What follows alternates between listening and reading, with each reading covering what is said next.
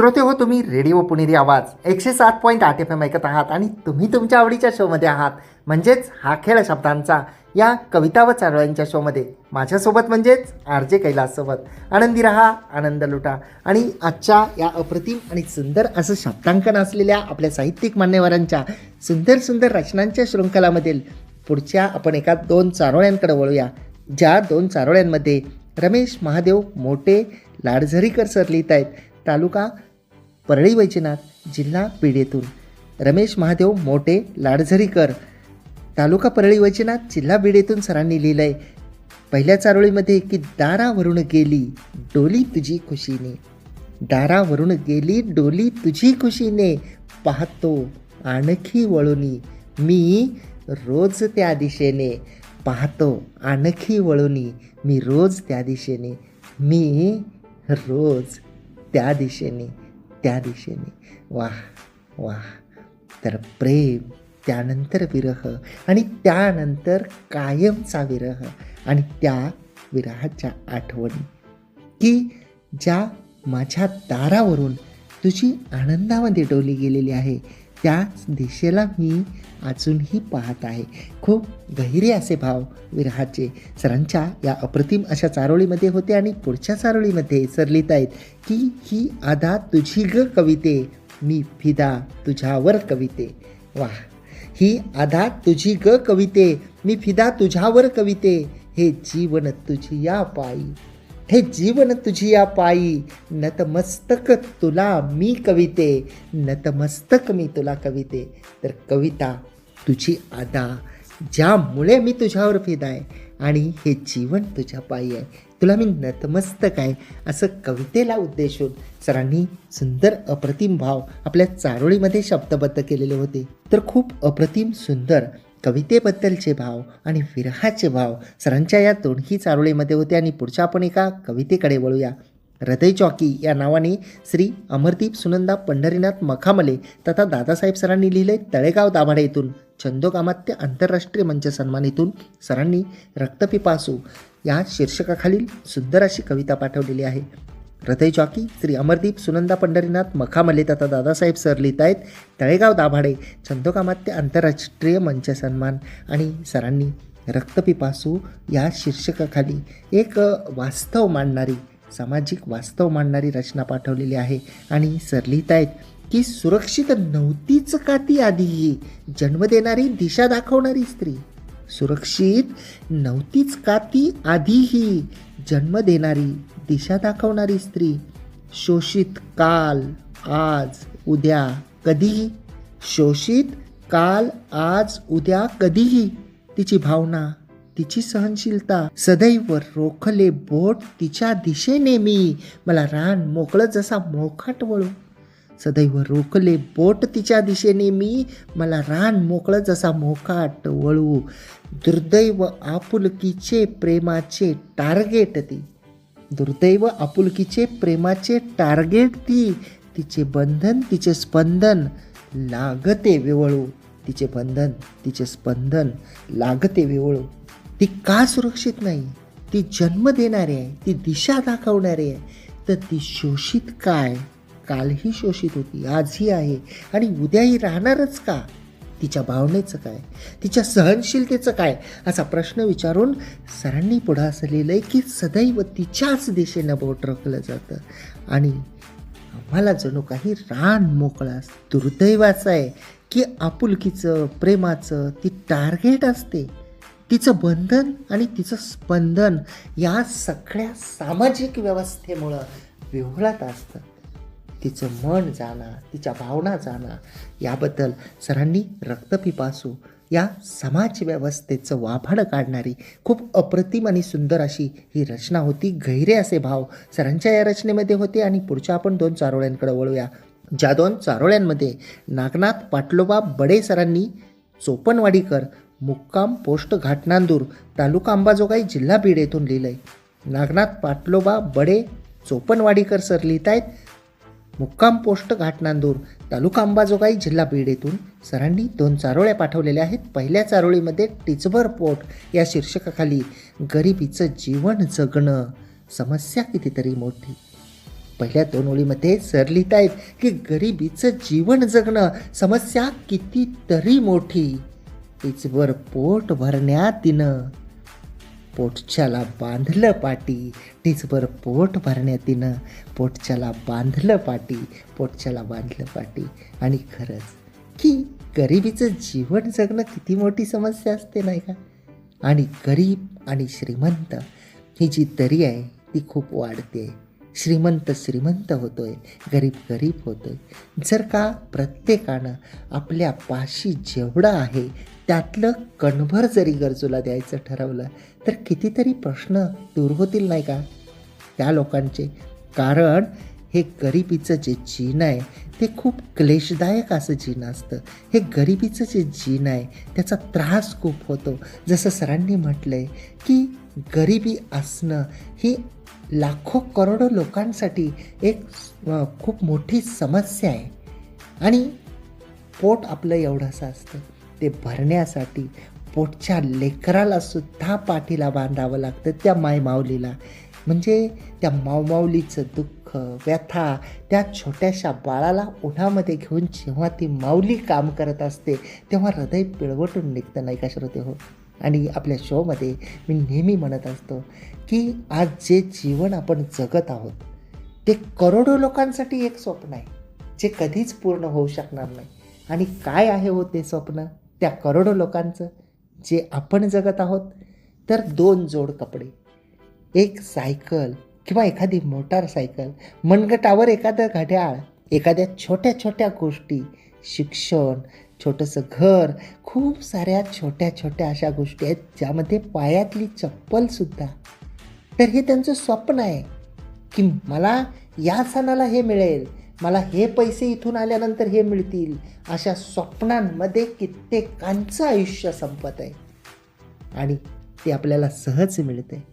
तर जे आपल्यापाशी आहे त्यातलं कणभर तरी इतरांना द्यायला निश्चितपणे आपल्याला संकोच वाटायला नको. कारण दिल्यानंतर नेहमी त्याच्या कितीतरी पटीनं रिटर्न येतं, माघारी येतं. हा या कर्माचा नियम आहे, हा कर्माचा सिद्धांत आहे. आणि त्यामुळं सरांनी लिहिलं आहे की गरिबीचं जीवन जगणं हीच खूप मोठी समस्या आहे आणि हे कठू वास्तव आहे. त्यानंतर पुढच्या एका चारोळीमध्ये माता रमाई आंबेडकर या शीर्षकाखाली एक अप्रतिम अशी जी आहे ती चारोळी पाठवलेली आहे, ज्यामध्ये सर लिहित आहेत की साधी राहणी उच्च विचारसरणी माता रमाईने अंगीकार केला. वाह. साधी राहणी उच्च विचारसरणी माता रमाईने अंगीकार केला. भीमरायाची सावली बनवनिया, भीमरायाची सावली बनवनिया, त्यांचा संसार गाडा चालविला, त्यांचा संसार गाडा चालविला. आणि अगदी खरं आहे की जेव्हा एखादा पुरुष व्यक्ती हा समाजकारणामध्ये असतो, राजकारणामध्ये असतो, कोणत्या तरी सामाजिक क्षेत्रामध्ये असतो, तो इतरांचं, समाजाचं किंवा समाजातल्या दुर्बल घटकांचं भलं करण्यासाठी तो पुढाकार घेत असतो, तेव्हा कुटुंबाची जबाबदारी सांभाळणारी त्याची अर्धांगिनी जी असते त्या अर्धांगिनीचा त्यामध्ये तेवढाच मोलाचा वाटा असतो. कारण कौटुंबिक जबाबदाऱ्या समर्थपणे पेलणारी अर्धांगिनी असेल तरच पुरुष हा आपल्या क्षेत्रामध्ये यशस्वी होऊ शकतो. आणि ज्या अनुषंगानं माता रमाई आंबेडकर यांच्याबद्दल सरांनी खूप अप्रतिम सुंदर असं शब्दांकन या चारोळीमध्ये केलेलं होतं श्रोते हो. आणि याबरोबरच आपण आपल्या आजच्या शोमधल्या पुढच्या एका सुंदर आणि अप्रतिम अशा रचनेकडे वळूयात. 2 चारोळ्या आपल्याला पाठवलेल्या आहेत. राधिका पाटणे मॅडम यांनी बोरीवली मुंबई येथून. राधिका पाटणे मॅडम लिहित आहेत बोरीवली मुंबई येथून पहिल्या रचनेमध्ये की तुझ्या आठवणीशिवाय जीवन आहे आळणी, तुझ्या आठवणीशिवाय जीवन आहे आळणी, मीच तुझी राधा आहे आणि मीच रुक्मिणी, मीच तुझी राधा आहे आणि मीच रुक्मिणी. तर तुझ्या आठवणीशिवाय माझं जीवन हे मिठास विना जसं जेवण असतं त्या पद्धतीनं हे जीवनच पूर्ण आणणे आहे. कारण मीच तुझी राधा आणि मीच तुझी रुक्मिणी आहे. वाह वाह. तर खूप अप्रतिम सुंदर प्रेमभाव व्यक्त करणारी मॅडमची ही अप्रतिमाची चारोळी होती. आणि पुढच्या चारोळीमध्ये मॅडम लिहित आहेत की तुझी आठवण वजा करता काय उरेल आयुष्यात, तुझी आठवण वजा करता काय उरेल आयुष्यात, मिठा वाचून जसे जेवण नको नको वाटते पानात, मिठा वाचून जसे जेवण नको नको वाटते पानात. तर मीठ जेवणात नसल्यानंतर जे मनामध्ये भाव येतात ते जेवण नको वाटतं. तसं तुझ्या आठवणींना जर मी वजा केलं तर माझं आयुष्य हे शून्य आहे. त्या आयुष्यामध्ये काहीच उरणार नाही. कारण तू श्वास आहे, तू विश्वास आहे, तू जगण्याची आस आहे आणि तू या संपूर्ण मनाला व्यापलेला आहे. तुझी आठवण ही या जगण्याचा श्वास आहे. या अनुषंगानाचे मॅडमचे हे अप्रतिम असे भाव या चारोळीमध्ये होते श्रोते हो. आणि आठवण या शीर्षकाखालील पुढच्या एका सुंदर कवितेमध्ये महेश्वरी पवार मॅडम लिहित आहेत, आपशिंगे तालुका कोरेगाव जिल्हा सातारा येथून. महेश्वरी पवार मॅडम यांनी आपशिंगे तालुका कोरेगाव जिल्हा सातारा येथून लिहिलं आहे की आठवतात ते दिवस आठवणीचे एकांतात. आठवतात ते दिवस आठवणीचे एकांतात आहे, पण आठवता तुम्ही तुमची मस्ती, तुमचं रागावणं, तुमचं हसणं आणि बरंच काही आठवतं. तुमचं रुसणं, रुसल्यानंतर मनवणं आठवतं, खूप खूप आठवतं. मैत्रीच्या त्याच्या 4 दिवस गेले, आपण पाहून आता त्या दिवसाचं ते खूप खूप आठवणं. तर एक सुंदर अशा आठवणी ज्या आहेत, ज्या आठवणींमध्ये आपण कधी काळी रमलो होतो, आपण हसलो होतो, आपण रागवलो होतो, आपण रुसलो होतो आणि मनवलं सुद्धा होतं.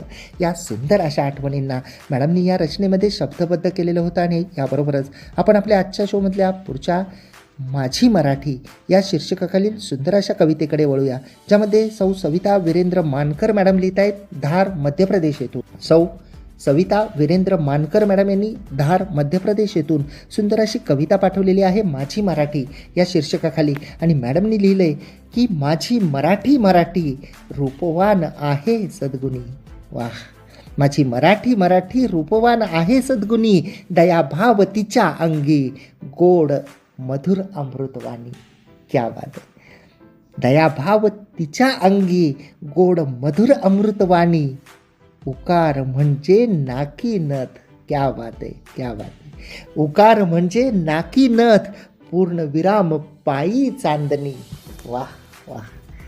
अभिनेत्याची आहे ती जिवलग हो साजनी, अभिनेत्याची आहे ती जिवलग हो साजनी.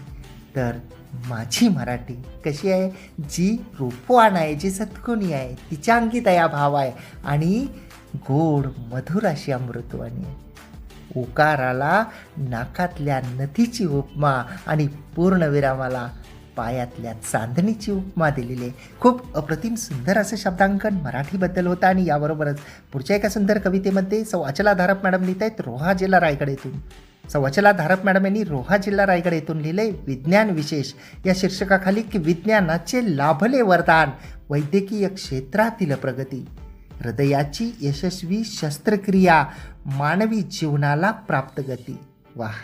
विज्ञानाचे लाभले वरदान, वैद्यकीय क्षेत्रातील प्रगती, हृदयाची यशस्वी शस्त्रक्रिया, मानवी जीवनाला प्राप्त गती, अवयवदानाने संजीवनी, परोपकाराचे दान पदरी. अवयवदानाने संजीवनी, परोपकाराचे दान पदरी, अपत्याची प्राप्ती करून देत जीवनी येतात सौख्याच्या सरी. अपत्याची प्राप्ती करून देत जीवनी येतात सौख्याच्या सरी, जीवनी येतात सौख्याच्या सरी. तर विज्ञानाची प्रगती आणि विज्ञानाचं विशेष जे आहे ते शब्दबद्ध करताना मॅडमनी हृदयावरच्या यशस्वी अशा विज्ञानाच्या सहाय्याने, तंत्रज्ञानाच्या सहाय्याने केलेल्या शस्त्रक्रियाचं उदाहरण दिलं आहे. एवढंच नाही तर अवयवदान, यामुळं हे अवयवांचं प्रत्यारोपण जे आहे ते सुद्धा होऊ शकतं हे आपण पाहतो. अपत्याबद्दलसुद्धा विज्ञान प्रगत झालेलं आहे. त्या अनुषंगानेचे खूप अप्रतिम असे भाव या रचनेमध्ये होते. आणि पुढच्या एका कवितेमध्ये विशाखा अनिल जगताप मॅडम लिहित आहेत. विशाखा अनिल जगताप मॅडम यांनी त्यांच्या अप्रतिम अशा रचनेमध्ये लिहिलं आहे की मुलींच्या बाबतीत हे असे का घडते, माहेर प्रेमाचे ती तिथली पाहुणी का होते. मुलींच्या बाबतीत हे असे का घडते, माहेर प्रेमाचे ती तिथली पाहुणी का होते. सासरी असताना आठवण माहेरची का येते, मुलींनाच मायेच्या माणसांनी दूर का केले. आणि मॅडमनी पुढंच लिहिलं आहे की अधिकार माहेरील संपत्तीत मिळावी हे नको, प्रेम आपुलकी नात्यात लाभो, बाकी काही नको. वाह. अधिकार माहेरील संपत्तीत मिळावी हे नको, प्रेम आपुलकी नात्यात लाभो, बाकी काही नको. लाडकी तिला आईबाबांशिवाय काही नको, त्यांची छत्रछाया नसता दुःखाचा ठाह फुटतो, त्यांची छत्रछाया नसता दुःखांचा ठाह फुटतो. आणि प्रत्येक विवाहित मुलीच्या मनातलं एक बोचरं दुःख जे आहे ते मॅडमनी शब्दबद्ध केलेलं आहे श्रोते हो, की जेव्हा लग्न होतं तेव्हा ती मुलगी त्या माहेरची पाहुणी का होते आणि तिला माहेरची एवढी आठवण येत असते सासरे असताना, परंतु तिला ती माणसं दूर करतात. आणि शेवटी मॅडमनी असं लिहिलं आहे की तिला संपत्तीची अभिलाषा नसते, तिला कोणती गोष्ट नको असते, तिला हवं असतं एक हक्काचं माहेर, जिथं ती निवांतपणे रमू शकेल, जिथं ती तिच्या बालपणीच्या आठवणींना उजाळा देऊ शकेल, जिथं ती राहिलेली आहे, लहानाची मोठी झालेली आहे, त्या वातावरणाला ती अनुभवू शकेल. आणि आईबाबांशिवाय तिला कोणी नसतं. जेव्हा ते जातात तेव्हा माहेर हे पूर्ण पोरकं होऊन जातं. खूप गहिरे असे भाव प्रत्येक विवाहित महिलेच्या मनामनातले जे भाव आहेत ते मॅडमनी खूप गहिऱ्या अशा शब्दामध्ये शब्दबद्ध केलेले होते श्रोते हो.